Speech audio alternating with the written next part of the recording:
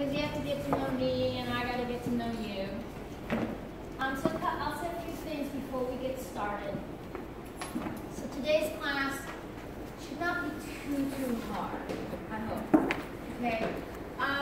And for the most part, the majority of our classes are not going to be your normal state-of-the-art flow classes that you're seeing today. So if that disappoints you, be disappointed for the next couple of minutes and let's get it over with. The majority of the classes will be instructional. They'll have a theme. Today's class will be a little bit well-rounded, hopefully. And for the most part, you dictate the class. I have an idea, but it may just get thrown out the window if I feel that the majority of the class is not getting what we're working on. I tend to hold poses a little bit long, okay? It's not possible to teach in 5 breaths. Now, when you have a regular ongoing class, and your students are going to come to you, 3 times a week, maybe 2, 5 breaths, 6 breaths, it's fine because you're going to, you have the class for quite a while. But this is different. This is a teacher's intensive. I know some of your students, and that's fine. And we're trying to kind of take the instructions to another level. Also, some of the instructions in this intensive are not necessarily what you want to duplicate in your classes. You kind of want to make them work for the class that you're teaching. So some of them might be too detailed, there may be too many of them. But you need to understand that when you go into your classes, you translate this, you do a little bit, you find another way of saying it so that it's appropriate for a well-rounded class that you're teaching out there in the world. When the holds are too long, it is imperative that you don't suffer. So there's going to be different levels in here, and some of you are going to have no issues holding your postures. You'll have no problem with it. You'll enjoy it. It's going to be challenging. But for some of you, there may be a point where some of the holds, they're too long. They're too long. You're on overload. Come out, take a little break, and go back into it. This is 100% acceptable behavior. It doesn't work well if you hold beyond what's comfortable for you at the place where you can learn. If you're going beyond that and you're aggressively pushing yourself, it's not worth it. Coming out and going back into it, you didn't miss anything. It's fine. And as the class goes on, see if you can begin to improve the holds. A lot of times the holds are more mentally problematic than physical. Sometimes it's just a question of your mind racing, all kinds of things happening in your mind, and it translates into tension in the body. As you get more familiar with the instructions, as it gets easier and easier, as the instructions begin to help your holds get more comfortable, because they kind of work together. The more you understand the instructions, the more you understand what to do in the pose, the holds get easier, yummier, better. But at first, it might be that your mind's up saying, big break, not go back. And see if you can begin to play with that mind's edge. Oh, can I stay here for one more breath? Oh, no, come on. Oh yeah, I can stay for one more breath. So see if you can play that edge. We will most likely take a break. I have no idea when. We will try to take a 15 to a half-hour break. I will always start with an asana class, so try to do it accordingly. During the break, I ask that you read your questions. It's not a time to ask questions. Take your break, and I'll take my break. I'm a better teacher here for you if I can have that break. That's not easy for me to say that. It's taken 30 years to do that. Yeah. So, and ask you questions during the classes, particularly in the afternoon part, because generally, if you have a question, someone else has a question. And don't think your questions are stupid or unworthy. Very often, they're everyone else's questions, so please ask them. I do walk around the room and make adjustments. That's kind of what I do. It's my job. So as I walk around the room, it may not be the time to tell me all the details about what's going on in the posture, because I am trying to keep the class going. But if you need to talk to me about a posture, then we'll find time. And know that sometimes an adjustment puts you in a very different place in your body. And sometimes you might go, ooh, what is this? And my recommendation is to give it a real try, to give it a real go, and not to compare it to what you're used to in your classes and your own practice, but to give it a try. Because sometimes it takes stepping out to see how it works, and it may take me coming around and adjusting it a couple of times before it makes sense, plus the afternoon classes, for it all to come together. So before we get started, one last thing I want to say is that I'm curious how many of you are teachers? How many of you are teaching right now? And if you could really raise your hand. Good. Pretty much all of you. And those of you that are not teaching, are you studying to teach? Can you raise your arm? Okay, so really, is there anyone here who's not teaching or training to teach? No? Wow. This is full-on teachers. Okay.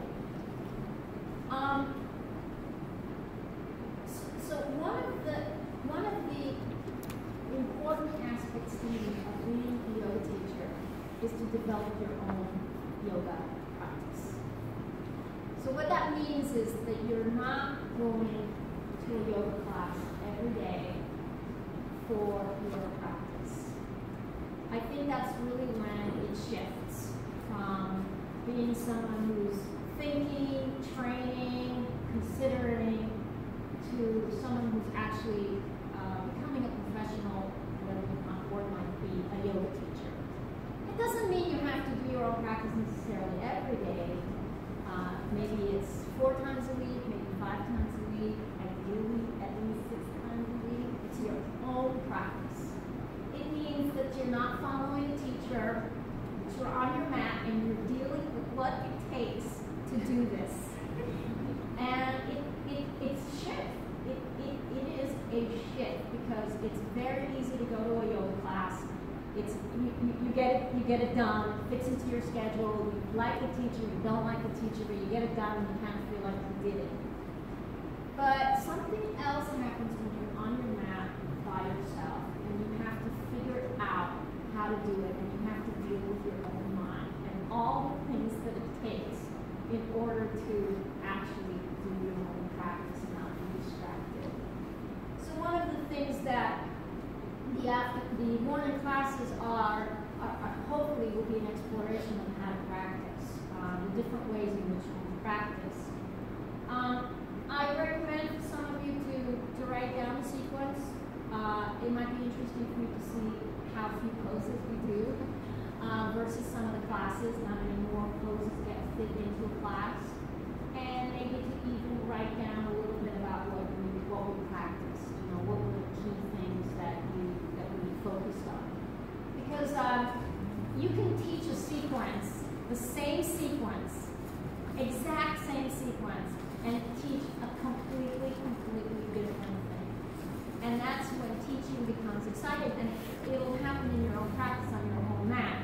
You'll work, something will call you, something will talk to you on your practice, on your mat, and you'll see how it develops in your practice, and then it opens up all kinds of doors for your teaching. So when you walk into the classroom, it comes from your own experience on the mat, from how you had to figure it out, rather than from what that noise is from the classes that you're taking that you are dependent on. And that's when your voice starts to change, and that's when you start to look for different avenues in your teaching. We are in a very interesting time, in my opinion, in the world of yoga. A very interesting time. I'm going to talk for like 3 more minutes and then I'll get started.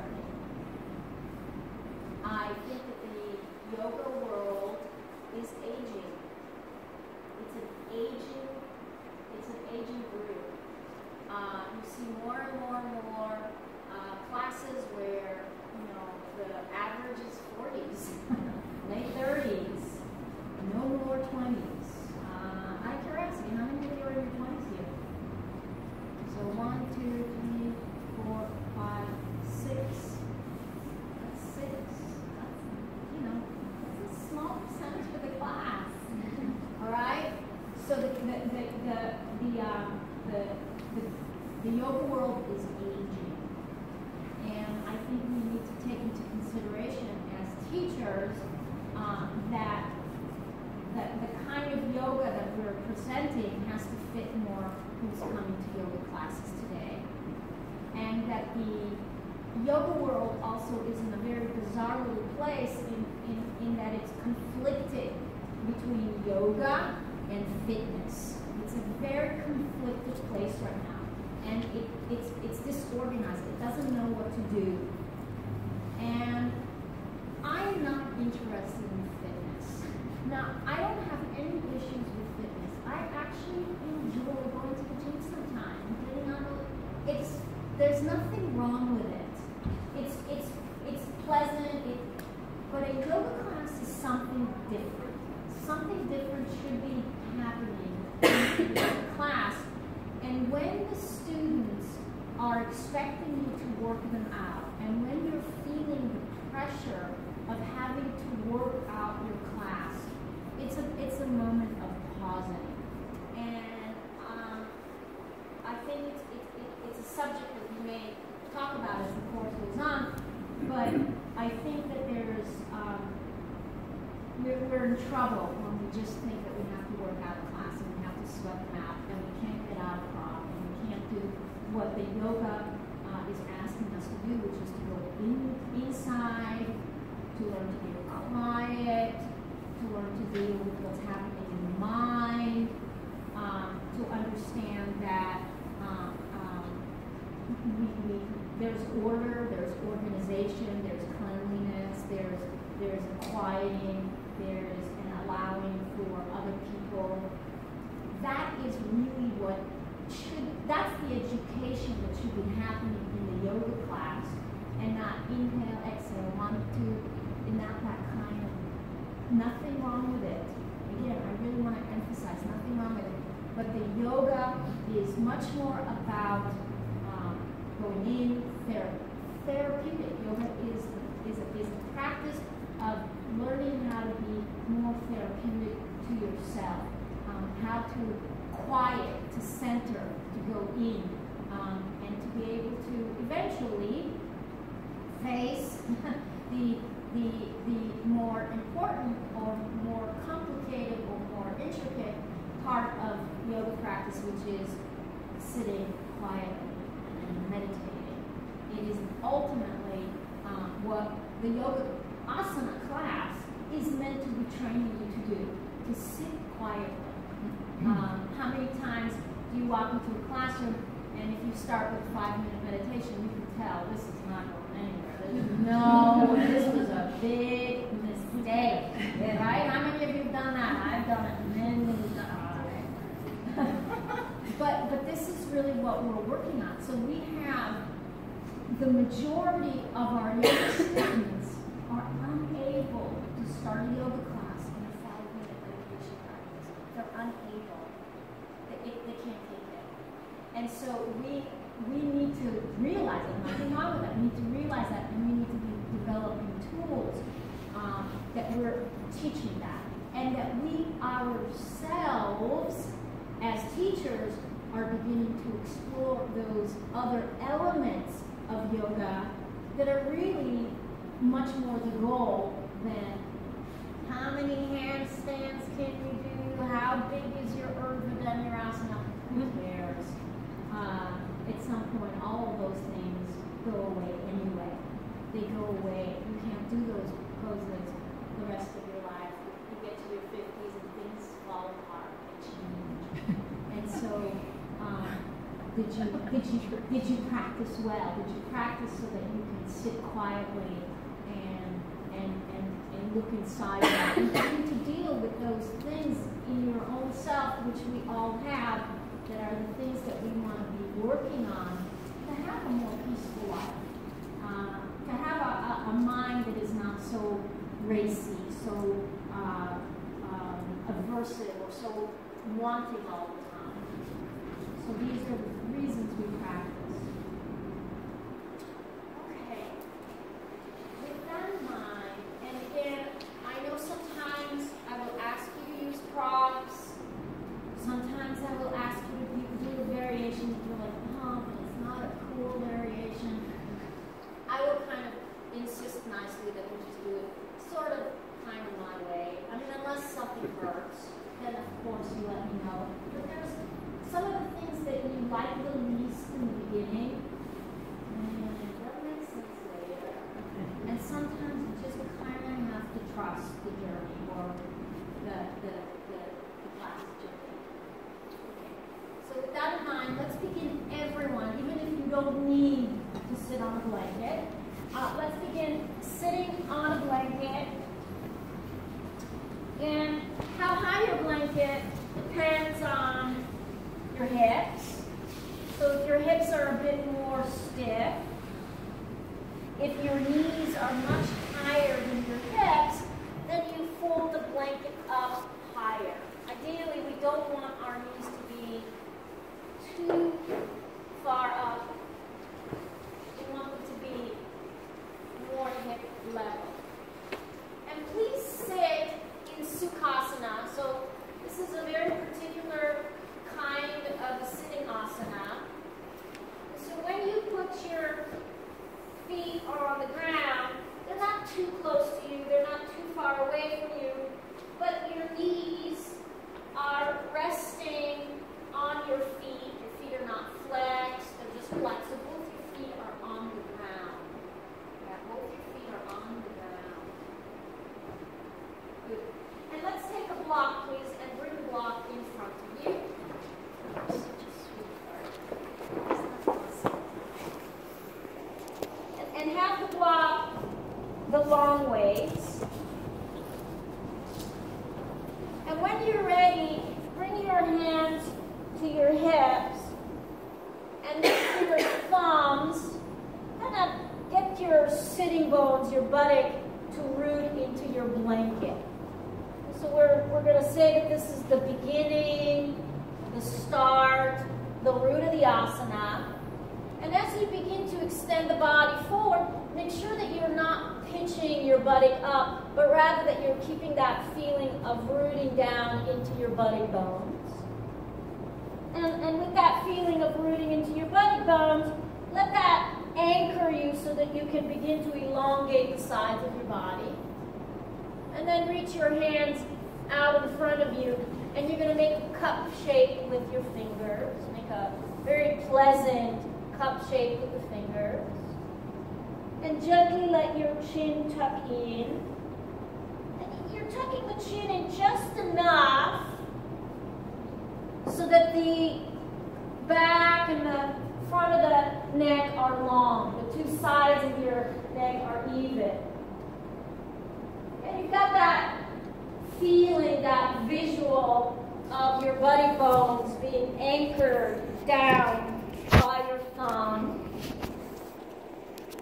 So keep that root, keep that beginning, that origin of the pose. And as you keep the crown of the head an extension of your spine, start to let these sides of your body begin to elongate. So you've got this feeling of rooting, centering, origin, beginning. But you're going to add to that, you're going to let that help you begin to move away with the sides of your body. And as you keep your chin gently tucked, it's not like it's rounding your neck, but it's not jutting forward. Let your eyes soften.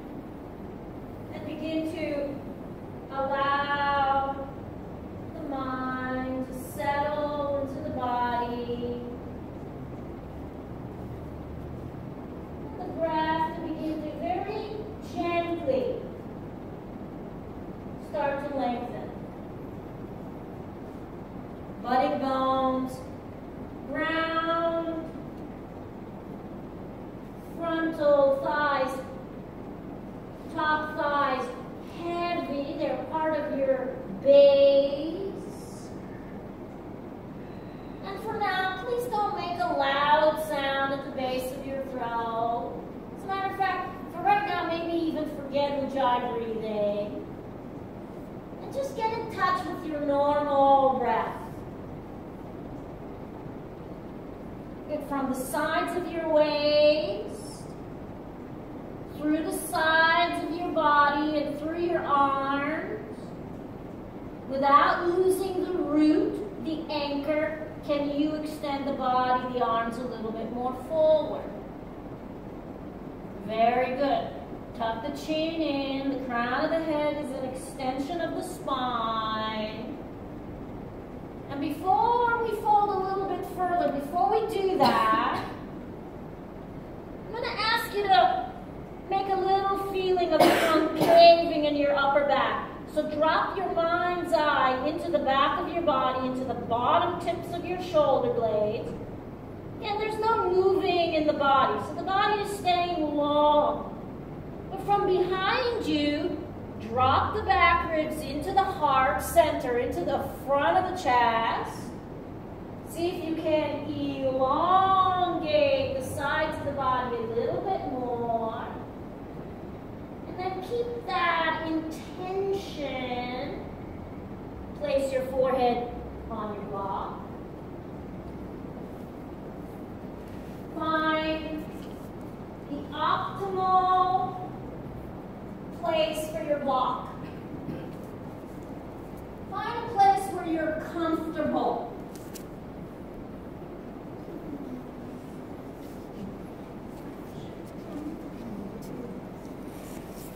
So it doesn't need to be straining.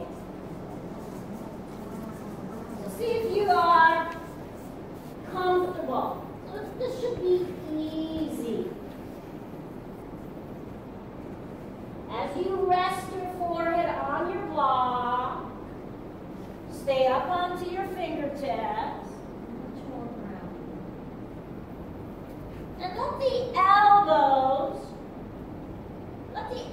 lift up towards the ceiling. So from underneath you,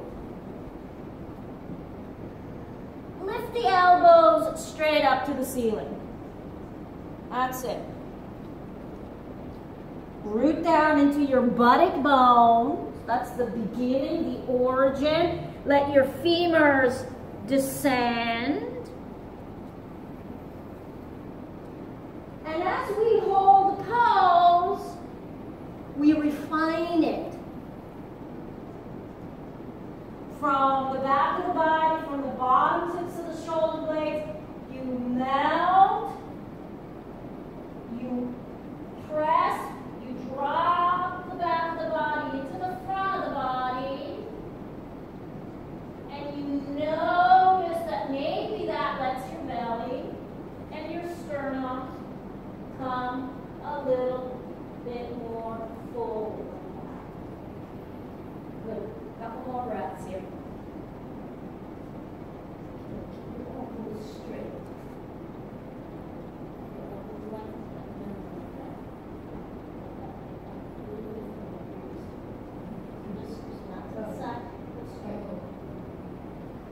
One more breath here. There we go. And now, we're going to put it in reverse. So lift the head just a little bit, ground into your buttock bones, and then one hand comes a little closer to you, and then the other one, and you return up, sitting, and we're going to cross the legs the opposite way.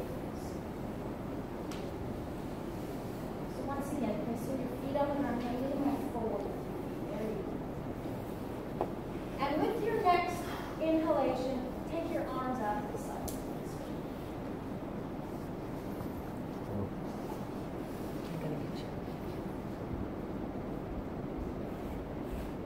And bring your hands to shoulder height. So not too high, please. Shoulder height. And let your eyes look straight forward.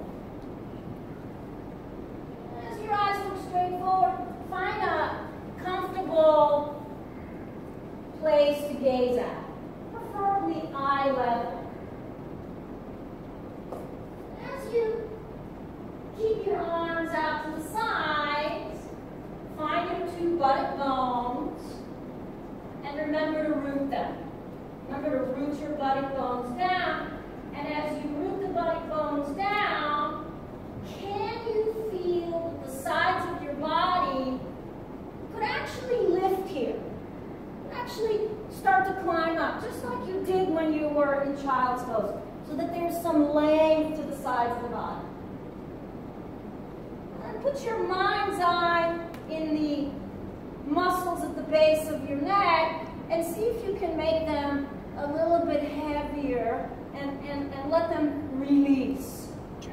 The chin level, look straight forward. Buttock bones rounding. And even though you're holding the pose, you're lengthening the sides of the body. You're making the sides of the body grow longer. Good. Now, turn the palms of the hands open.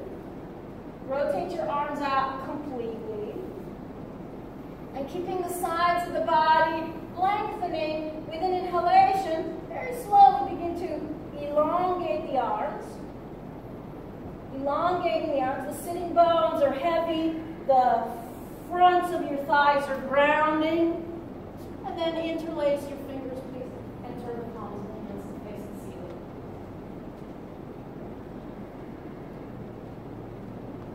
And if your elbows feel like they're a bit bent, bring the arms a little bit forward. There you go. Root down into the sitting bones. Grow the sides of your body out of the weight of your femurs, out of the weight of your body bones. And then hug the elbows straight. Draw the sides of your arms, like someone's holding the sides of the arms and gently pressing them together so that your elbows become a little straighter. A couple more breaths here. See if you can begin to turn the baby pinky finger of your hand as much to the ground as the thumb part. Bring your hands a little bit more and firm here more. That's it. Bring your arms a little forward. You're super flexible in your shoulders. And a little forward, and then drop these muscles a little bit more down. Just the muscles, not your arms. There you go. Very good. Squeeze your arms straight. A little bit more. Very good. We'll take one more breath here. Turning the baby pinky finger as much down as the thumb part. Good. And then slowly, please, let your hands face each other. Have your hands apart, shoulder width. Grounding into the sitting bones, grounding into the fingers. Can you elongate? So you're not just holding the pose. It's not static. It's not still. From inside, can you find the grounding energy in your thighs, in your body bones, and can you grow the sides of your body through your arms, through the fingertips? Very good. And with an exhalation, keeping all of that height, lower and release your arms. All the way. And we'll take the hands straight out in front. Have the block ready. Tuck the chin in just enough. Use your fingertips to root down and back the buttock bones. There's a lot of weight. You're not coming off your base. You're keeping the sitting bones descending, the crown of the head, an extension of the spine. And maybe grow the sides of the body much more forward. Maybe a tiny little bit more for some of you.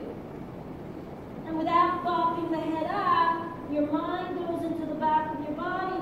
Let the bottom tips of your shoulder blades, let the whole entire back of your body disappear into the front of the body. It's like you're doing an upward dog. We're doing a bit of a back bend in the upper back, but it didn't disturb your chin at all.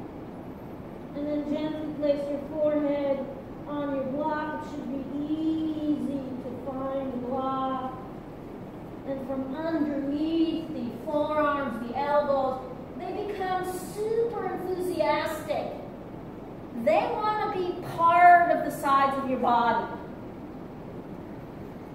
Very good. Now keeping all of that lift in the elbows and the forearms, gently.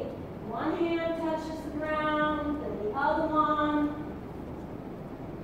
See that your elbows did not become wobbly. Good. Close your eyes completely. And as you root into your buttock bones, now we have another root, and that is the palms of your hands. So root your hands down. And play with your hands helping you to ground the buttock bones. So the more your hands press down, the more your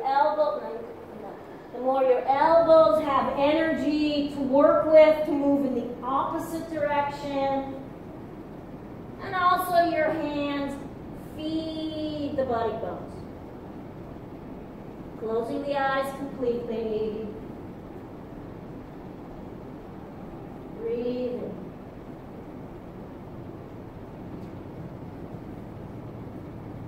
Let your breath be gentle.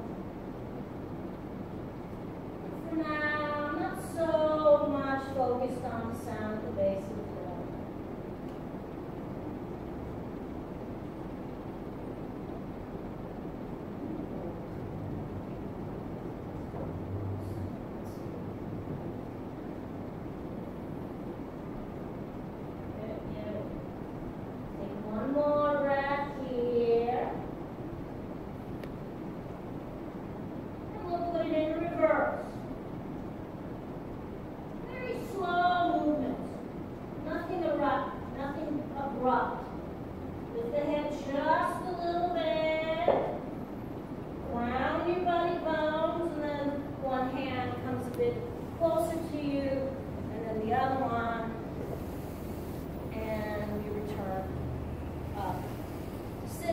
And cross your legs the opposite way. With an inhalation, keep your arms up to the side. Concentrating on getting these muscles at the base of the neck to unravel, to release. And noticing when these muscles release, that the chest can breathe more open. The sternum can lift up a little higher. And I keep the fronts of your ribs, your front body, quiet. So try not to push forward with it. It's almost like you're settling the whole awareness into the back of your body. It's like you want to be broad in the back of your body. And turn the palms of the hands open. Huge, big circle. Ground the buttock bones. Inhale. Let the arms be lifted by the sides of your body climbing. And then interlace your fingers. This time try to remember to do it the opposite way. And turn the palms of the hands upwards. Try not to take the arms quite so far back. Bring them a little more forward. And now, see if you can go back to these muscles at the base of the neck. And you're going to keep the arms long. So you're fully stretch the arms. They're going to come as much as you can out of your waist, keeping the front ribs soft. But I want you to let these muscles at the base of the neck, not your shoulders, but these muscles at the base of the neck, let them be heavy. Let them not come up by your ears. Your arms are fully extended. Full extension in the arms. But the muscles at the base of the neck, isolate them. Let them release. Good. Now, slowly firm the outside of the arms in. It's like someone's holding the outsides of your arms and gently pressing them towards one another. And then increase the work by doing the best you can to turn the baby pinky finger part of your hand as much to the ground as the thumb part.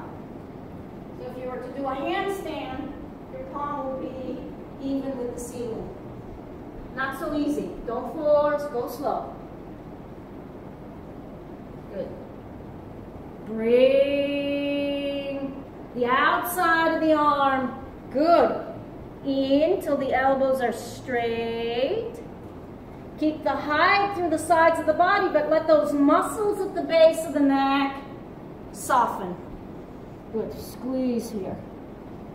Breathing. Smooth. Quiet for now. Breaths. Take one more breath here, and your mouth. Baby pinky finger down, thumb card up. Very nice. Good. And then we'll turn the palms of the hands to face each other. Sitting bones grounded. Feel the rooting energy in your femurs. The sides of the body continue to lengthen. Crown of the head continues to lift up as you slowly bring your arms, float them down, wide, forward. Good. And cross your legs the opposite way. We'll take some of you travel, we'll have a nice slow beginning. Take your block behind you.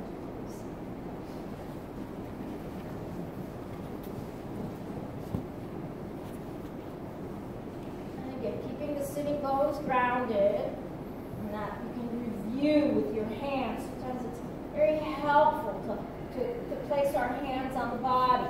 And as we breathe, we lengthen it. It's like you're trying to make the waistline longer. It's like you're trying to make more space here in your waist. And now, take the left hand to the side of your right knee, and take your block a little bit more to the right. And place your fingertips on your block and make that cup shape. And lift your elbow to its best ability to the ceiling. So don't let the elbow drop. Lift the elbow up so it helps you lift the side of your right waist up. And keep the head, not the leader. Okay, so put the crown of the head in line with your tailbone. We're going to drop that eagerness to turn. We're going to let the head come back to its place. And let your mind's eye go to your left sitting bone and make sure it's as grounded as the right one. So you're not coming off that buddy bone. And let the right side of your waist move into the center, into the middle of the body. So the two sides of your waist, the two sides of the body are long. And then find those muscles at the base of the neck and do the best you can not to let them hunch up. Let them drop. And then feel that the back of your body, those bottom tips of your shoulder blades are doing the turning. Let the whole back of the body, the bottom tips of the shoulder blades move in. And then let the left side of your body do the turning. The right side draws into the center, into the midline, so you're not letting it round. The left body bone is heavy. And the turning is happening not from your neck, not from your will, but it's coming from the left side of the body, moving, turning, opening the right side. Good. Bottom tips of the shoulder blades.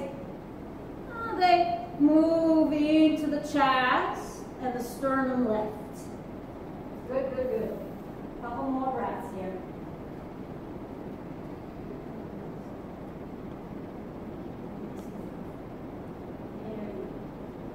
Good. One more breath in. Good.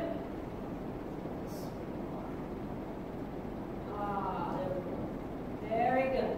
One more breath in. Here. On your fingertips. And then very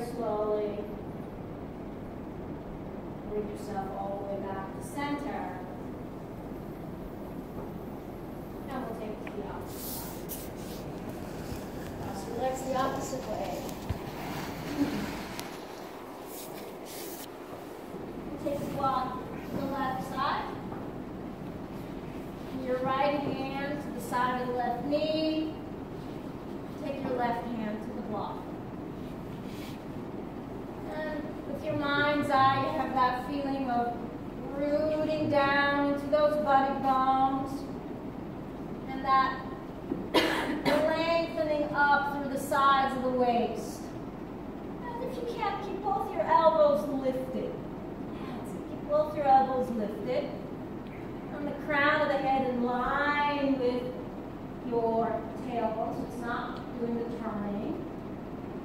Settle back into the body bone so you're not pitching forward with your front rib.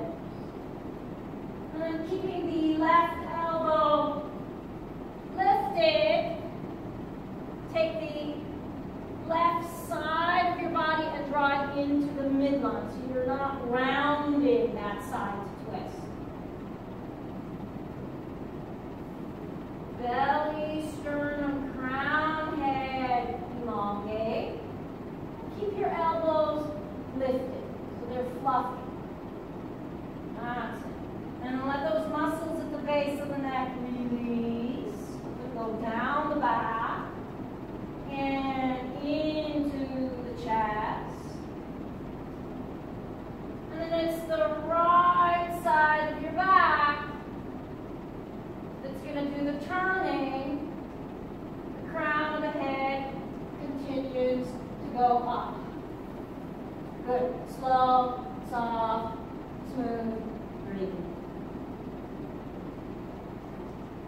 Thinking up, sides of the body lengthening, muscles at the base of the neck, soft, and the turning is from the back of the body, moving into the front.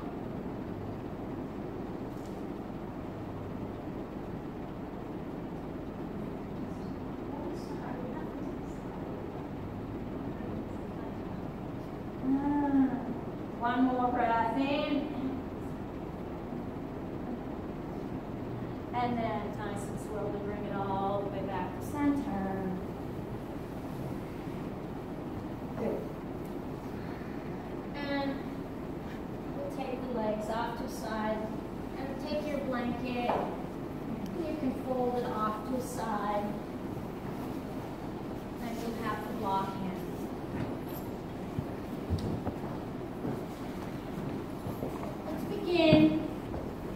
In child's pose. And for this class, and we'll talk about it later, not now, we'll have the knees together. So have your knees together, and once again, use your hands right at the crease to root down your body bones. Now, if your chest feels really congested here, just doesn't feel like you can breathe, separate the knees just a bit to give your chest that room. But if you can, put your knees together. And grounding those body bones into your heels. And then very slowly take your hands out in front of you. Before we rest here, I'm going to ask you to lift the head up just a little bit. And when you do so, see if you can lift your head not from your chin. Let the body just come upright, just a hairline, and lengthen the belly, sternum more forward, and then rest your forehead on your block. And there's a really sweet spot for your forehead. So look for that sweet spot where you don't feel that you're jutting your chin forward. Everyone's head is on the block. Everyone's head is on the block.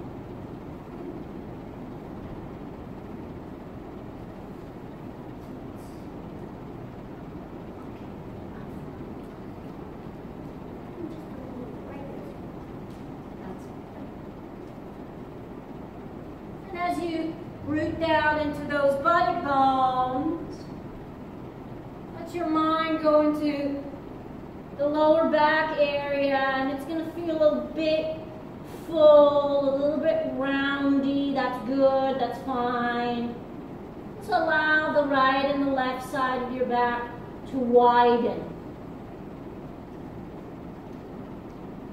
And have your hands shoulder width apart. Have your hands shoulder width apart. And maybe be a little bit more generous for right now with the hand distance, particularly if you're stiffer in the shoulders. And I'm going to ask you to root the palms of your hands down in order to lift the arms in the opposite direction. And notice when you lift your elbows and your forearms up, there's no need to tighten those muscles at the base of the neck. So the hands root, and the elbows react, they lift. See if you can not only lift your elbows, but lift the entire forearm up away from the ground. All the knuckles of the fingers making contact with the mat. And the elbows and the forearms lift up. Your mind in the back of the body, letting those muscles at the base of the neck quiet. And the bottom tips of the shoulder blades, they disappear into the center of the body, into the chest and the heart. Good. One more breath here. One more breath here. And with your next inhalation, come up onto your hands. We're going to scoot the hands. So for right now, we'll put the hands under the shoulders and the knees under the hips. Please be particular with this setup. Hands under the shoulders, knees under the hips. And do the best that you can to root the tops of your feet down. They're behind us. We tend to forget about them. Try to get your whole shin bone and the whole top of your foot press into the ground. Maybe even to put the baby toe on the ground. And now, lift the body from the palms of the hands. Lift the body as though your arms are going to get longer. So the function of your arms lengthening makes your body move away from the floor. And I'm going to ask you to be strong in the sides of the arms. So don't let your elbows buckle. Don't let those forearms move out to the sides. And for right now, let's put the pelvis in neutral. So yes, it's okay to lift the sit bones up to the ceiling, but let's not do that today. Let's keep the sit bones moving straight back, and we come to a back that's not arched. So the belly area lifts a little bit. And now, with your next inhalation, let the bottom tips of the shoulder blades move into the body, and let your sternum look forward. Try not to crunch those muscles by your ears, but rather press into the hands and coil that upper back into the chest. We're going to hold here for about 5 breaths. Press into the palms of the hands. Squeeze your forearms in, and try to lift the arms out of the palms of the hands. Try to get the arms to elongate. Very good. Let those muscles at the base of the neck move away from the ears, and take the bottom tips of the shoulder blades into the body. Let your sternum go forward and up. Good. Forward and up. And now listen carefully. Please don't move your hips. Please don't move your shoulders. Just initiate the work from your navel. Draw the navel to the ceiling and round your back completely. Look towards your navel. We'll be here for 5 breaths. Spread the toes. Ground your feet into the ground, maybe even the baby toe. Lift the navel up to the ceiling and let your arms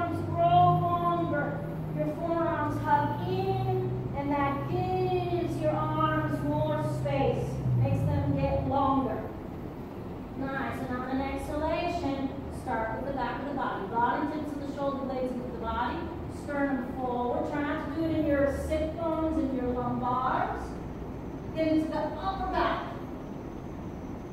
Very good. Lift your shoulders out of the palms of the hands. Make the muscles at the base of the neck quiet. And see if you can coil the sternum from the back of the body. It goes all the way to the ceiling. Nice. And on an exhalation, round your back. And last night, scoot your block under you. Use your hands to settle the body bones down. Find the comfortable height of the block. And the arms are extended. So the elbows are nowhere near the ground. You're working to find more space between your mat and your elbows. Close your eyes completely. Begin to find the sound that the breath can make when you breathe gently through the base of your throat.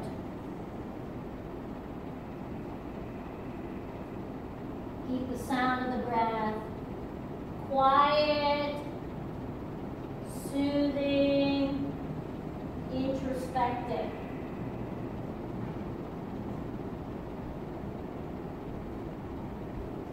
Very nice. Sitting bones yearn to be heavy. Sides of the body move out of that weight. Palms of the hands press down. And the elbows, the arms lift up. Your shoulders down, these muscles down. That's it. There you go. Good enough. Please keep your hands exactly where they are. And when you're ready, keeping the hands exactly where they are, come up onto your hands and your knees.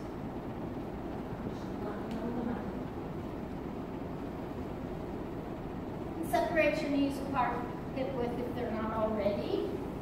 And with just one hand, scoot the block off to the side. Let's begin by turning the hands out ever so slightly so the place between the middle and index fingers is pointing straight forward. They ground into the tops of your feet. And not from your lumbar, not from your sit bones. Not that there was anything wrong with that, but we're going to do the work today in the upper back. Take the bottom tips of the shoulder blades into the body and let those muscles at the base of the neck drop. And take your sternum out of the knuckles of your index fingers. Now, curl the toes under, and with an exhalation, Adho Mukha Svanasana, the downward dog.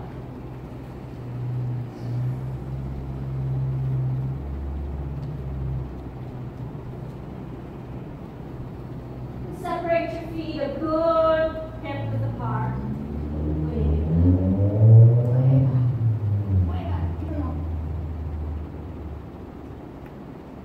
Put your ears right next to your upper arms.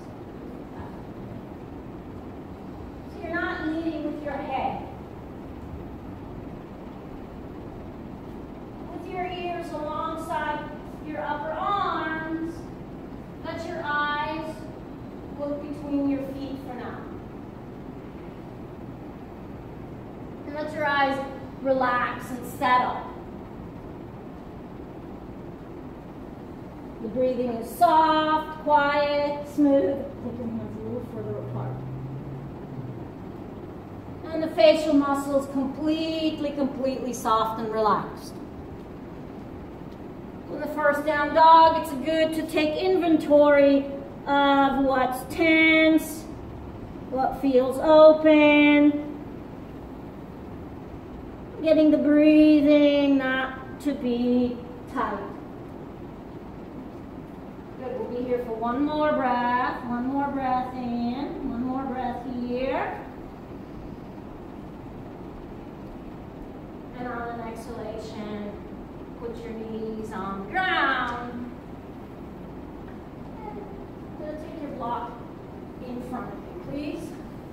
Just going to review a little bit of instructions before we move on. Take your block in front of you and put it the wide way. And again, if you can, we're going to put the knees together and put your hands alongside the block. If you're very broad in your shoulders, you take a second block and just make more space for yourself. And put your hands along the sides of the block. So you've got to fit the block to your best ability, so it's on the heels of your hands and your fingers. The heels of the hands more important than the fingers. Your fingers might extend past the block a bit. It's okay. And now please don't let the head drop to the floor. Don't let your forehead touch, even if you can. Keep the head up off the floor a bit, so the crown of the head is an extension of the spine. And it's not like you're jamming your chin in. Please don't mistake that. You want your chin soft, but definitely not jutting forward. And I want you to hug strongly the block with the knuckles of your index fingers. But more importantly than that, I want you to look at the effect. When you press the knuckle of the index fingers into the block, what should happen, or what we want to happen, or what we want to train to happen, is that your upper arms engage. Make your upper arms wake up. So the whole palm of the hand pressing into the block, particularly the knuckle, like that. Your fingers reaching forward. Your fingers may pass the block, please. Good. Now, keep your elbows up. So you're not going to let your elbows buckle. If you're going to be stubborn, that's where you're going to be stubborn. Know where the good places are to be stubborn and where it's a waste of time. So be stubborn with your elbows. Don't let them drop. Even more for you. Ground into your buttock bones. Ground into your buttock bones. And now I want you to go into the back of your body and take the bottom tips of your shoulder blades in the other way, into your chest. Do a little back bend here. Yes. Not with your neck. That's it. Sitting bones grounded. Upper arms engage. The muscles at the base of the neck quiet. But try not to drop the shoulders square. Don't square them with your ears. There you go, like that. There you go. And then let the bottom tips of the shoulder blades move into the butt. You can come up a little higher. Right in there. A few more breaths. You need to work a little more in there. Right in there. Yeah, it's a girl. A little bit more stretch with your arms. 2 more breaths here. 3, 5. There goes 2. 1 more breath in. And slowly release. And put the block off to the side. And come up onto your hands. Okay, let's go back just for a moment to having the hands under the shoulders. Just for a moment. And turn the hands out a little bit. A little bit. So it's not so important for most of us to have the middle finger straight forward. Turn the hands out a little bit so the place between the middle and index fingers is forward.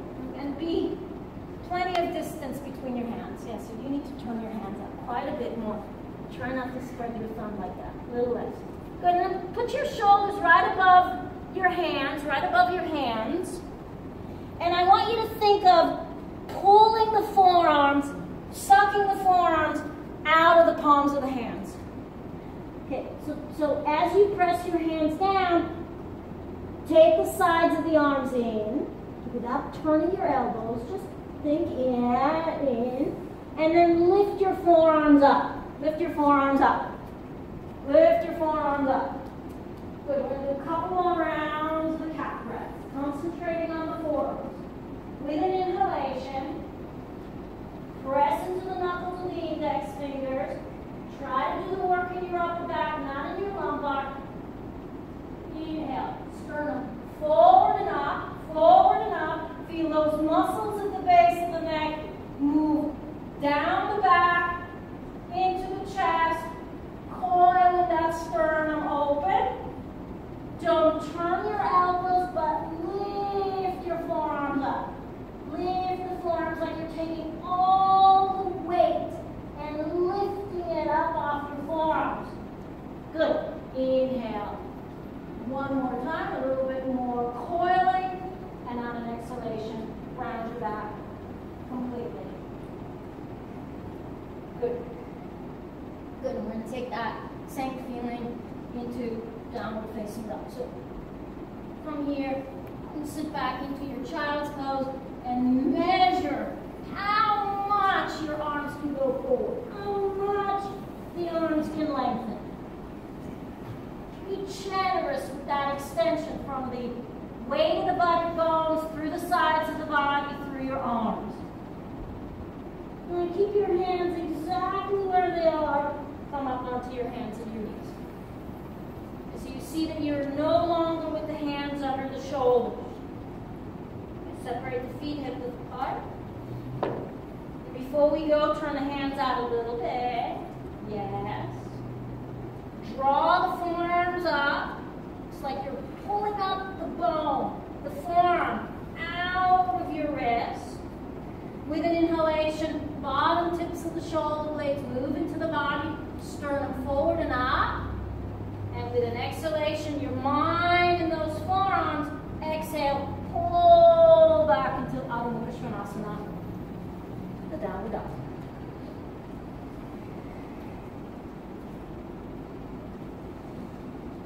Find your gaze, separate your hands a little bit more. So the ears are alongside the upper arms. If you walked your feet in, walk them back out, so be generous with the distance between your hands and your feet. And as you look into your feet, just maybe the place between your feet, let the jaw, mouth, throat soften.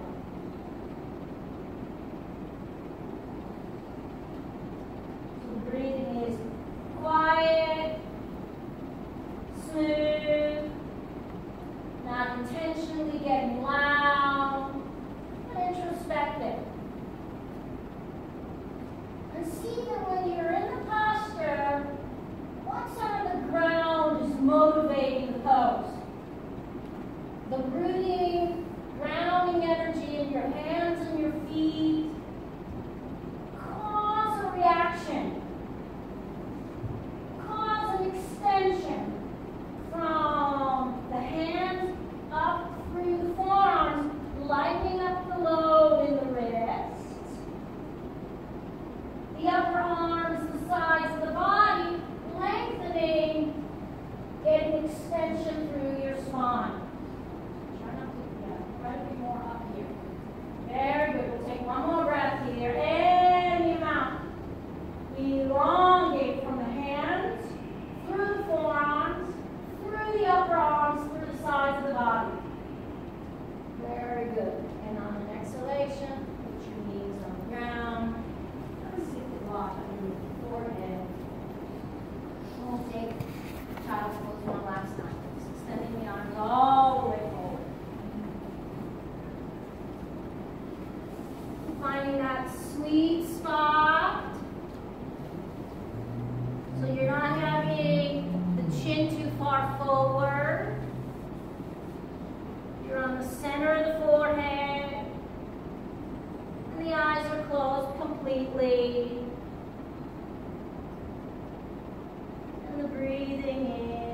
quiet.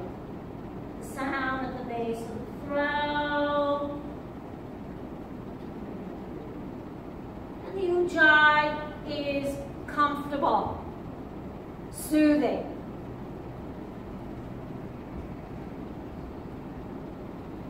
As we hold the pose, we are reminded the root, the palms of the hands, feed the elbows to lift up.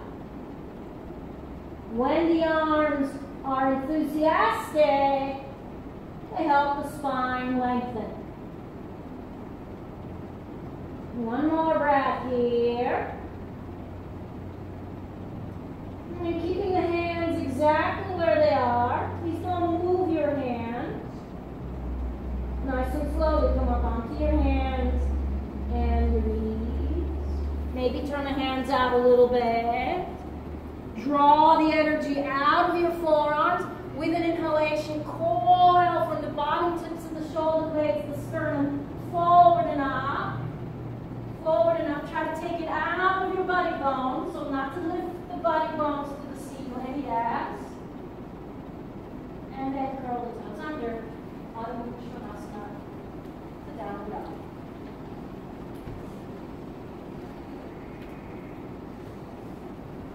Separate your feet, hip width apart. And spread nicely, not with tension. Just nicely. Separate from big toe to baby toe. Keep your ears alongside the upper arm. So in other words, don't push the head to the legs. Root into the knuckles of your index fingers. And see if you can align the sides of the body.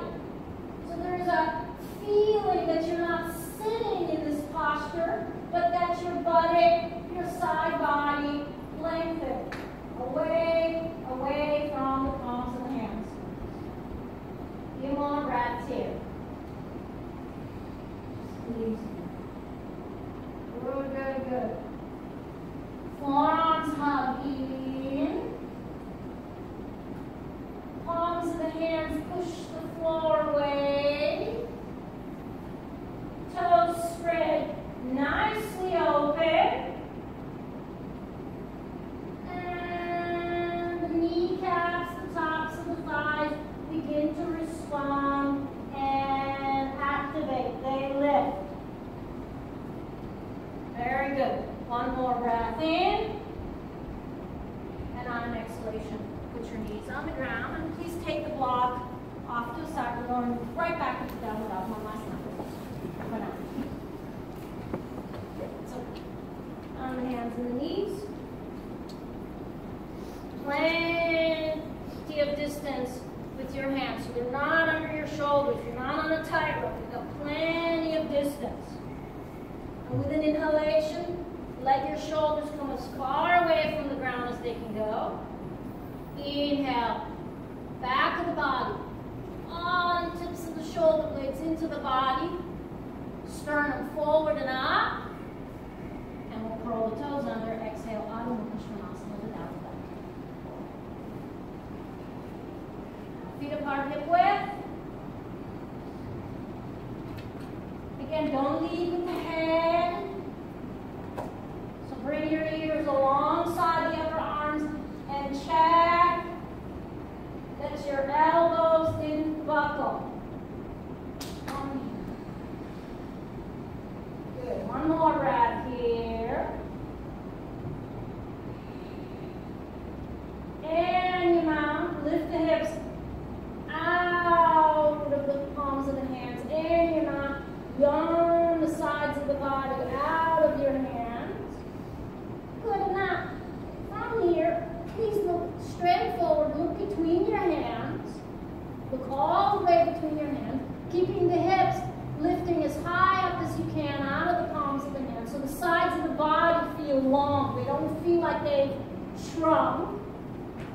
all we're going to do is take the right foot between the hands.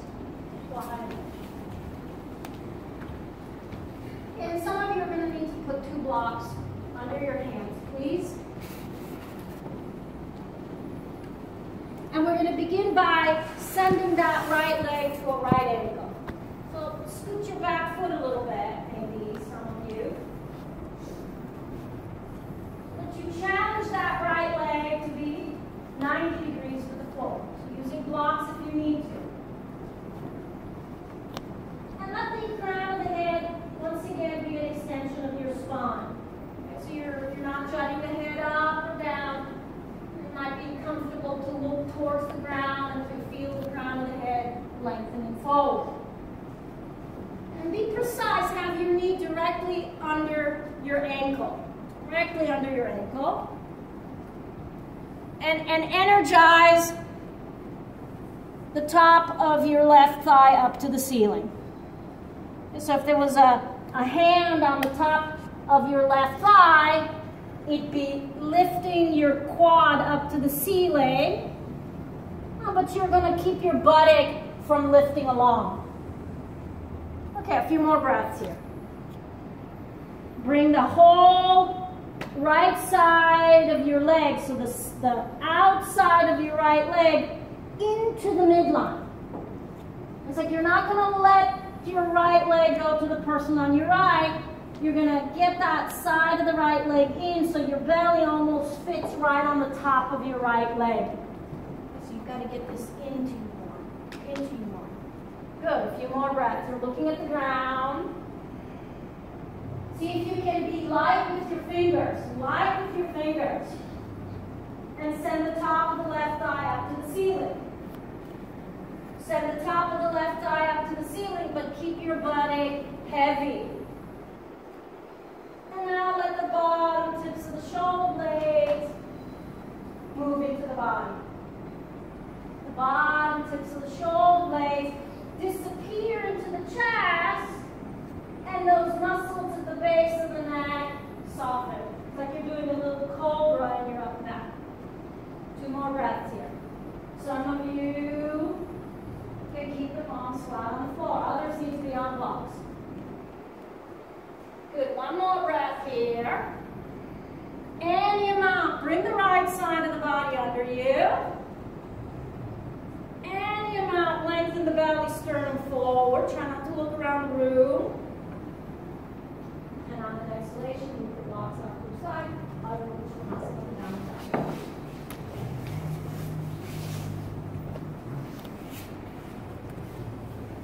Separate your feet into the top.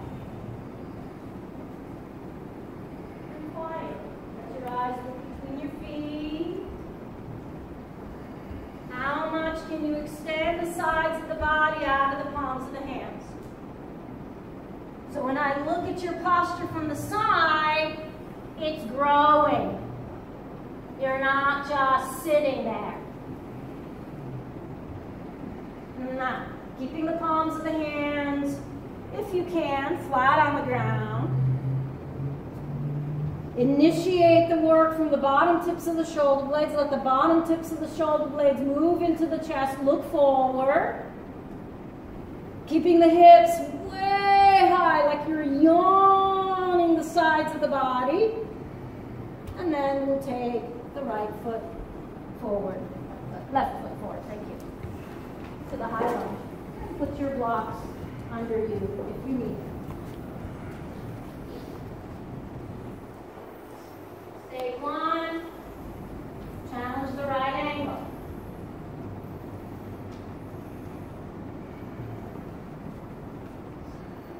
Lifting the top of the right thigh up to the ceiling. Getting that whole left side of the body. Let me help you. There you go. Getting the whole left side of the body, the left side of the leg under you.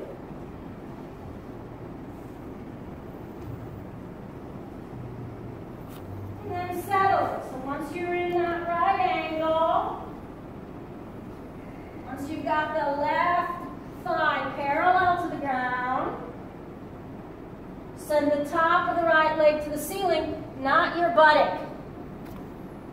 Send the top of your right leg to the ceiling, not your buttock. You work your leg quite a bit more. Letting the belly and the sternum reach forward.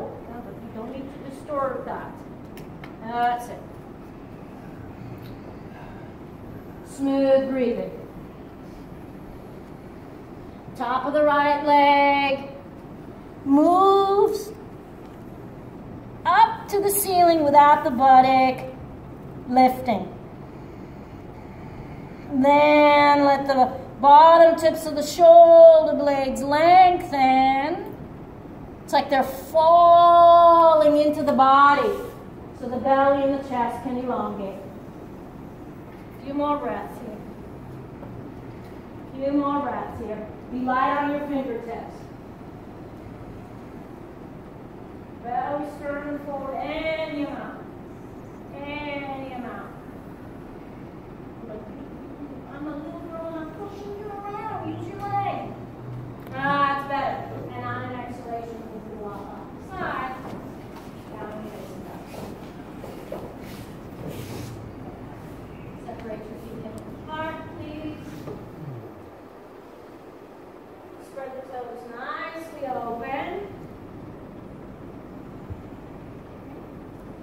Remember not to lead with the head. So your ears are alongside your upper arms. Draw much more distance between your hands and your feet. Quiet the breathing. And lift the kneecaps, the tops of your thighs, not your heels. Your knees and your thighs. Draw them up off your feet. 5 more breaths here. Kneecaps. Pick them up off your ankles. Firm them upright. Make the sides of the body elongate, and then take a little extra weight down into your heels. 1 more breath here. Soften the front ribs. Elbows straight. A little bit more juice in the legs, everybody. And then look forward. And let's walk feet to the hands. Separate your feet apart hip width. And then we'll take the hands to the hips. And with a very long spine, tucking the chin in, inhale, and come all the way up to standing. Good. And let's catch our block, and let's stand at the front edge of the mat. Just a little review for some of you, and new for others. So let's stand, please, at the front of the mat and join your feet together.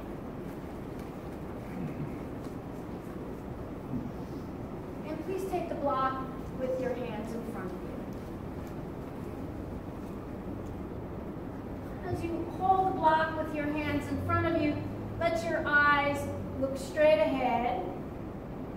And you might feel that the body is leaning a bit forward towards the block, and I'm going to ask you to instead make as much space from your body to the block. So it's like you're taking the whole front of the body and moving it into the back of the body. Good. And then hold the block nicely so that the heels of your hands are on the block. Your fingertips might extend past the block. Take the tops of your legs back. Take the tops of the legs back. And like we did in the beginning of the class, I want you to start to make the waistline longer. So as you root down your feet, as you take the tops of the legs back, see if you can feel that the weight in your hips could actually help you elongate the sides of the body. Opening the backs of the legs. So you're not tightening your body. You're making the backs of the legs spacious. Wide and spacious in the back of the legs, not tightening the buttock. Very good. Now, keeping your awareness, your intention, not on taking the arms up, but on making the waistline longer. Slowly, with an inhalation, begin to extend the block just to where your elbows start. So your elbows are bending, so bring them forward. See how much that elbow's bent? And make your knee, yes. So don't take the elbows to where they begin to bend. If need be, take your arms a bit forward. Tops of the thighs back. Come on, everyone. Tops of the thighs back. Put the weight on the fronts of your heels. So don't let your weight go to the toes. Let the tops of the thighs train the weight of the body to be on the fronts of the heels. And then squeeze your elbows straight. Squeeze your elbows straight. Come on. Good. One more breath in. One more breath in. Lift, lift, lift. Ah, lift. And lower. Okay. Part of long holds is your fault, not mine. Okay? I mean it. Okay? So if you're like this, then it's going to take 10 more instructions to get you to elongate. If we elongate, we go a little faster. Okay, so I want to see that when we're holding, it doesn't look like this. I want to see you from either side, everything getting longer. Okay, block in front. It makes it easier.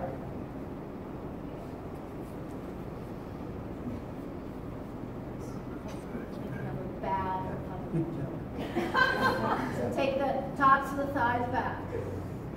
Right? And as you take the tops of your thighs back, put the arm bones in the socket. So take your arms for a moment and extend them too far forward. And what happens to your back? It rounds, right? You know, but take them too far back. Okay, I want you to find where your shoulder blades are flat on the body and the arm bones sit in, but you're not congested. It's like a nice fit. Good. Now, nice and slowly from the inside. With an inhalation, begin to yawn. Yawn the sides of the body out of your legs, chin level, yes. Good. And now, gently hug the upper arms in. Good. And lift. So look from the side. I don't like mirrors, but you see how much you're leaning back? Ah! Lift from the back of the body. Come on, lift. Up. Up. The block's not that heavy. Elongate. Pick up the entire upper back and lift it off your legs. And the amount. Good, good, good. Very good. One more breath in. And lower and release. Okay, we're going to take a step forward. Okay. That did a little bit of goodness. Alright, I'm going to take it a step forward. One last time. Okay, block in front. This can't be that hard. It cannot be that hard. Alright, and put the arms in the socket. So it's like they fit. The arms go in, and the back of the body says in. It's like they're two levers. They meet right in the middle. And now, with an inhalation, very slowly, raise the block up. Raise the block up. Chin level, good. Hug the upper arms in. Okay. Now make sure that the tops of the legs are not going to go forward. They're going to stay back. They're going to keep the weight on your front heels. Okay, now find the bottom tips of the shoulder blades. Soften the front ribs so they're not going to come forward. Take this back quite a bit more, quite a bit more. And now with your next inhalation, as you move the bottom tips of the shoulder blades into the body, begin to slowly, slowly, slowly coil your gaze up. Okay, but don't lean back. Go up. Now I want to see this go up. Don't lean back. So there's no feeling of back bending off the plumb line. You're upright on the plumb line. The upper arms hug in, and the whole upper body lifts up off your legs. Okay, but this is what's got to lift. This is what's got to lift. Ah, it's it, not this. Ah. No, one more breath in. Up you go. Through the back of the body. Keeping those arm bones in the socket. And slowly lower the knees. Okay, we're going to do this one last time. One last time. Okay, so when we look up, it doesn't look like this. Okay, you lift up from here. And if that's not possible, then you look straight forward. Okay, walk last time. We weren't going to do this. We're doing it. Every time. Sorry. All right, tops of the thighs back. So that the backs of your legs are open. Good. And nice and slowly, inhale, raise the block up. Muscles at the base of the neck, quiet, yeah. Mind in the back of the body without poking the front ribs. It's strong, but it's gentle at the same time. You move the back of the body into the midline. You don't take the body forward, you just go inside. And then from your belly sternum, you look with the bottom tips of the shoulder blades into the block. Try not to lean back, no back bend.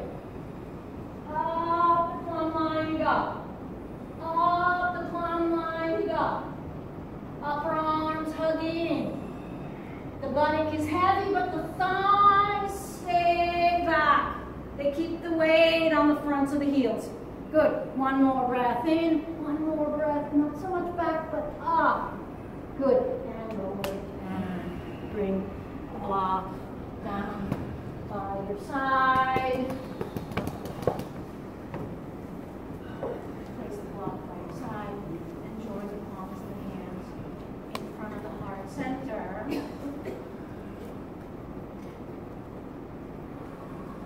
So the thumbs are at the base of the sternum. So not high up.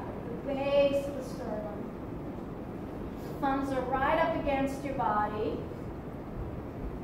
And let your elbows and upper arms hug in. Hug in. And let the eyes, it's not like they're looking down, but relax your hands. Even though they're together, they're not stiff. Let your eyes gently look towards your fingertips.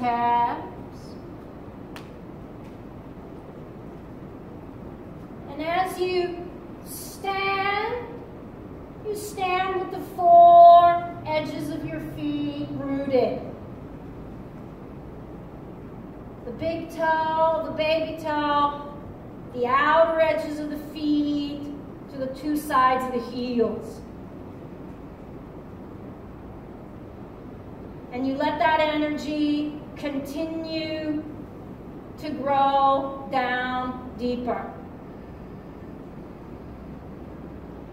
And the weight stays on the fronts of the heels, the tops of the thighs release back. And there's a feeling that the backs of your legs are open, spacious. Gently let your elbows hug into the body to let the sides of your body. Float their way up, away from the low back, away from the hips, making more space in your body. One more breath here. And on an exhalation, lower and release your hands. Turn the palms of the hands open. Mind in the back of the body. With an inhalation, take your arms sideways. And once the arms reach sideways, then you cue the sides of the body, not your arms to lift, but the sides of the body to lengthen out of your hips. And some of you, if you had a really hard time looking up at the block, better to look straight forward and not take the next step. If the block work was not too difficult, then by all means, take the bottom tips of your shoulder blades into the body. If you can't feel that, better to look forward. You should feel that the whole upper back is scooting up off your hips. If it's easy for you to keep your elbows straight, put the palms of the hands together. If it's not, keep your hands shoulder width apart. I want you to look straight forward. That's it, that's it, that's it. Good, good, good. Elbows straight. Either hands apart or hands together. There's nothing more yogic about your hands apart. There's nothing more yogic. Better to have your elbows straight and get that extension through the sides of your body. Take one more breath here. One more breath here. Inhale, elongate, firm. Good. And on an exhalation, we're going to take the arm sideways and we're going to fold forward. Uttanasana. When your weight stays on the insides of your heels. Good. And please put the palms of your hands on the ground. If you need to bend your knees, do. So bend your knees as much as you need to. Put the palms of the hands flat on the floor. And walk your fingertips to line up with your toes. And keep the four corners of your feet rooted, and please bring the weight of your hips over the fronts of your heels. So don't let the weight lean back. Good, and look at your arms, your elbows. Those of you who can, if your elbows are nicely bent, make sure they're in line with your wrists, so they're not poking out to the side. They're making a nice right angle. Some of you will have your knees bent, that's fine. Some of you will have your legs straight. Please don't force. Good. Now, keeping your palms flat, go to the back of the body, and with your inhalation, let the bottom tips of your shoulder blades move into your chest. Arms out halfway up. See if you can keep your palms flat. So many of you do not need to lift your palms. Too flexible, no need. Good. And on an exhalation, let's take the right leg back. Find your high lunge. Pause. Your arms, if possible, straight. Hands alongside your foot. Get your fingers nice and comfortably spread. The back leg is straight. Better not to be on blocks now. Palms flat on the floor. The left knee directly over your ankle, directly over your ankle. Okay, now get that elongation from the sides of the body, not your chin, the sides of the body.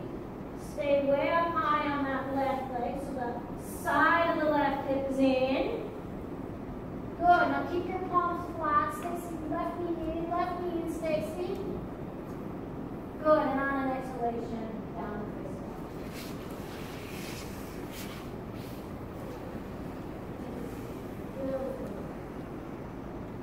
Good. And look straight forward. Look all the way between your hands, all the way between your hands. Get that elongation from your hands through the body, through the hips. Tops of the thighs move back. And we'll take the left foot between the hands. High lunge. Up right foot.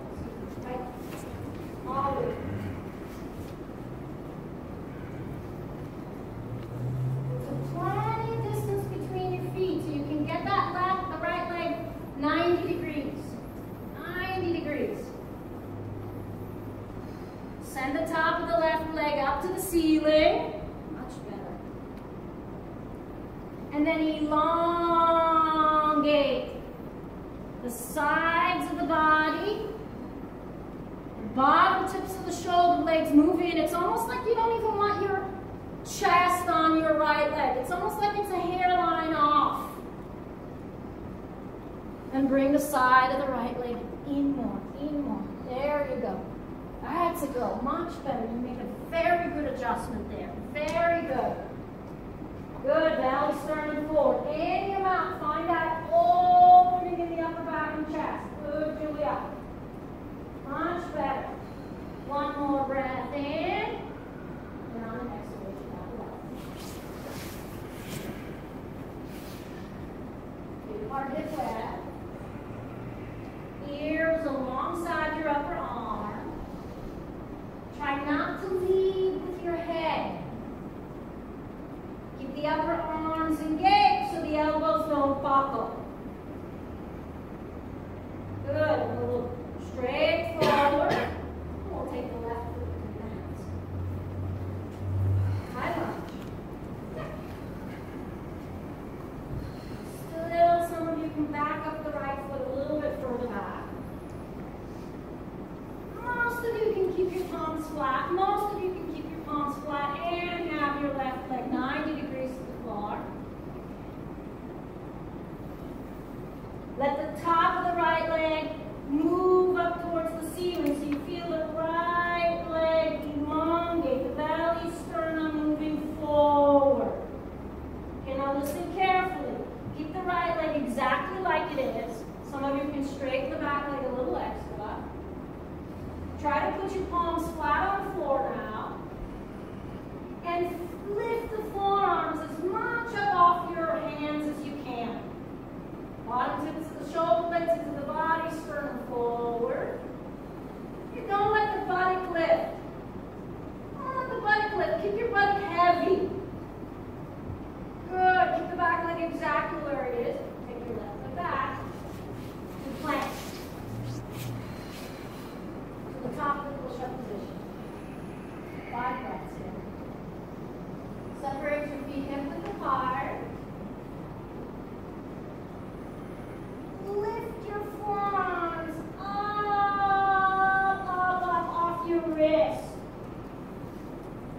Gently squeeze the elbows in and take all that energy out of your wrist and all the way up to your inner upper arm. One more breath here. Go very slowly. Don't let your elbows bend. I'm going to push my arms further down and up.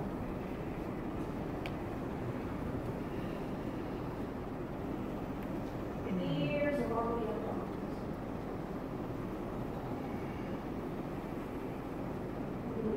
Try not to lean with your head. Very, very good. Keep your elbows straight. Bottom tips of the shoulder blades look into the chest. You begin to look forward. And we'll take the left foot, right foot, all the way to the knee.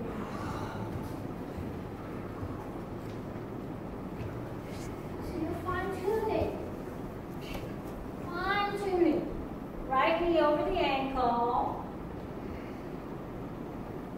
Right side of the hip in. The buttock is heavy, and that anchoring lets your belly sternum move forward. That's it. Put the weight in the right heel. Julia, bring the right hip under you, Mom. There you go, Julia. 2 more breaths here. Make your arms long. Can you make a plank arm already? Very, very nice. Now, keeping the body heavy. Right knee in, Stacy. And without lifting the body, take the right leg back to plank. And exhale into downward facing. 5 breaths. And separate your feet hip width apart. Ears along the upper arms. And breathe in. Soft, slow, smooth breathing.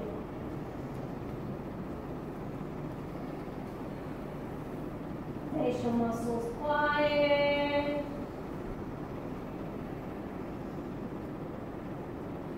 And the breath not loud. Quiet, soft, smooth breathing.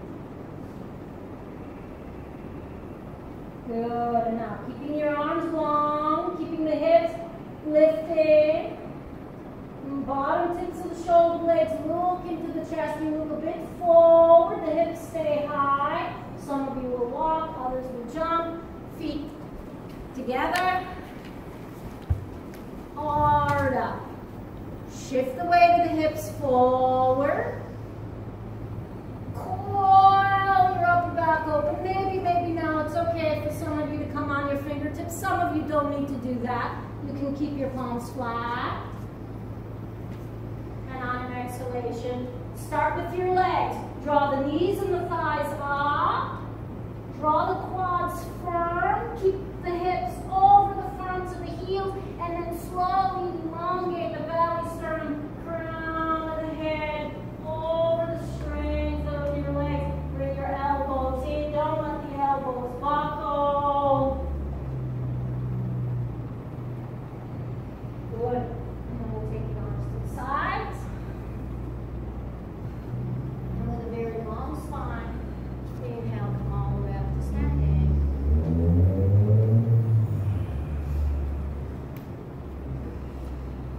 And on an exhalation, lower the distance. We'll take that a little bit faster, just a little bit. A couple of rounds. Sure, we'll roll down. Feet together. Fingertips reach towards the ground. Chin level. And the fingertips reaching towards the floor. And we'll turn the palms of the hands over. Inhale, slowly. Wide, big circle.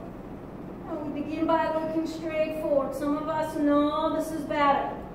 We just can't quite feel the instructions. We understand them, but we can't feel them in the body. And we look straight forward. And if those of you who have that understanding, not just in your mind, but in your body, then take the bottom tips of the shoulder blades, move your sternum forward. If your elbows bend, keep your hands shoulder apart. If the elbows are straight, put the palms together. Good. Any amount elongate. Separate your hands a little bit so you can really straighten your elbows. Good, good, good. And on an exhalation, arms sideways, fold forward. Uttanasana. Fingertips alongside your toes. Elbows in. With your elbows in, try to bend them. Shift the weight of the hips to the fronts of the heels and make the strength of your legs more important. The knees, thighs lifted, and the crown head falls. Good. Start with your hands. Root them into the ground. Inhale. Bottom tips of the shoulder blades into the body. Coil your sternum forward and up. Left leg back. Right leg back. Plank. 5 legs. Looking towards the floor. Lift your forearms out of the palms of the hands. Come on, Gerald, lift your arms. Take the tops of the legs up to the ceiling. Guess I want you to look at the mirror. I don't like mirrors, but look at how much this is thick. I need it flat. And take your belly, sternum forward. Now lengthen. More. And on an exhalation, slowly let the legs lead you back to Adho Mukha Svanasana, the downward dog. 5 breaths. Find your gaze. Soften your eyes.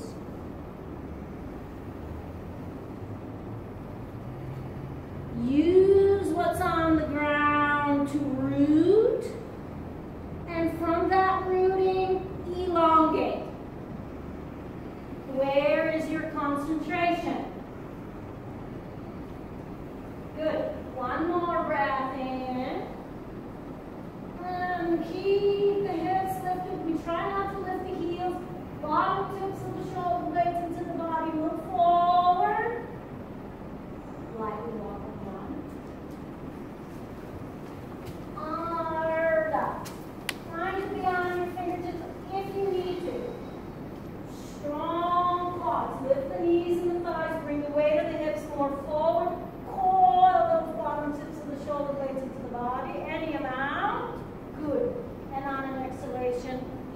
in. Crown of the head heavy. Elbows in. Open across the collarbones. Try not to beg. Don't let your forehead beg into your knees. It's not polite. Good. And then we'll take the arms to the sides. A little bit more weight for you in here. Try to keep your toes on the ground so that they're not so hard. Now keep them on the floor. And then with a flat back inhale, come all the way up. And you may have learned that, but I want you to break that habit. And with an exhalation, lower and release the arms down. Twice more, please. And we'll start with the fingertips reaching towards the ground. Turn the palms of the hands over. Inhale. Arms sideways and up. Some of you are looking straight forward. Bottom tips of the shoulder blades into the body. Lift the sternum up towards your fingertips. If your elbows are straight, put the palms together. Otherwise, keep your hands shoulder width. Better. And on an exhalation, arms sideways. Over you go. Fingertips alongside your toes. Elbows in. Inhale, hard up. Press with the palms of the hands. Try to keep your palms flat. Try to keep your palms flat. And we'll take the right leg back. See if you can find that high lunge. Keep the body where it is. Left leg back. Plank. For 5 breaths. Pull the forearms out of the wrists. Let your quads help you. Let the tops of the legs lift up to the ceiling. Belly sternum forward. Good girl. That's much better. One more breath in. Try not to let your elbows buckle. And let the tops of the legs take you back. Downward Shanasana. Downward dog. 5 breaths. Slow down your breathing.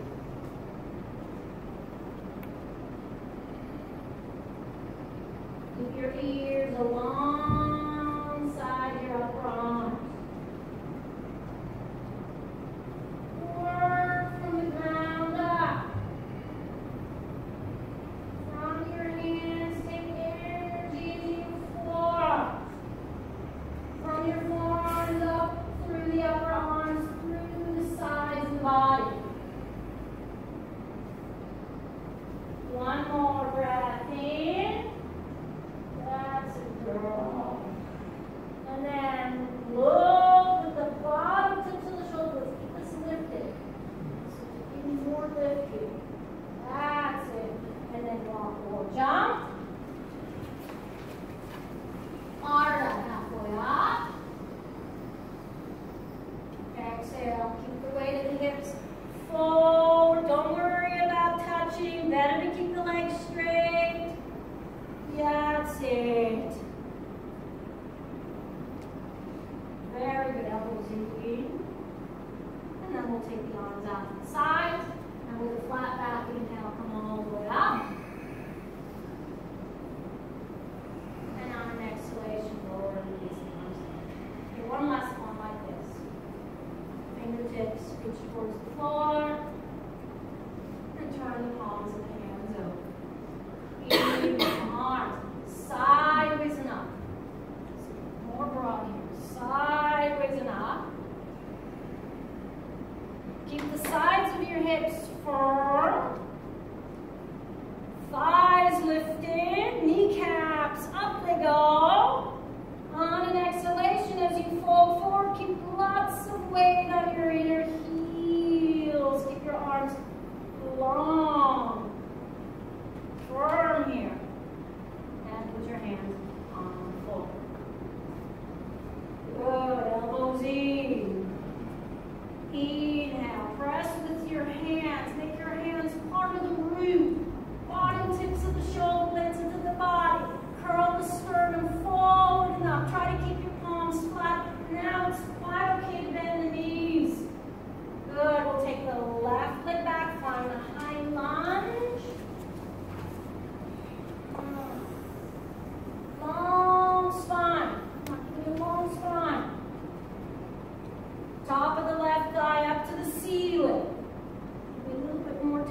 here. And then without lifting the buttock, take the right leg back. 5 breaths, last time. Use your quads, everyone. Make the arms long so the bottom tips of the shoulder blades sit flat on the body. Good, better, better, better. Any amount, make your forearms lift out of the palms of the hands. Good, one more breath in. Give me more lift here, and sternum forward. And on an exhalation, let your legs take you back. Slowly, pull. Adho Mukha Svanasana, Vedanta.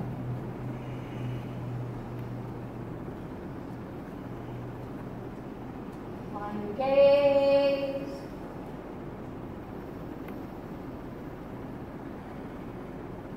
Try not to lead with this. You're basically bringing the shoulders. And you're working on making a nice break in the shoulders. You're not going to like what I'm going to do to you because you're not as well. Some reason you like that. But over a period of time, that down dog is going to break your shoulders.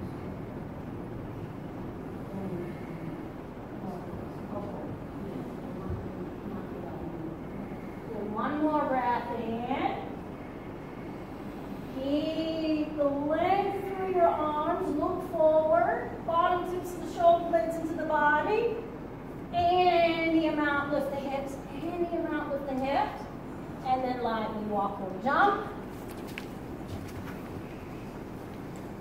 Now this time, if you want to be up on your fingertips, because it helps you to keep your legs straight too. But many of you don't need that anymore. You can keep your palms flat and have your legs straight. Coil your sternum forward. Bring the weight of the body over the front of the heels. Don't lean the legs back. Beautiful. Now, make the legs firm. Super more important. Knees and thighs enthusiastic. Good. And then slowly climb your belly, sternum down, away from your hips, not so much in towards the legs. Good, good, good. The first thing that touches should be your belly and front ribs, not your forehead. Nice. And this time, let's bring the hands to the hips. And open across the chest. Before we do anything, root into the insides of the heels. Keep the side hips firm.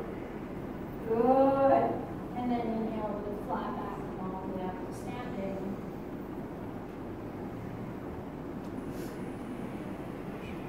And lower in the face. Okay. Warmed up? All right, let's turn please and face this part of the room. And let's begin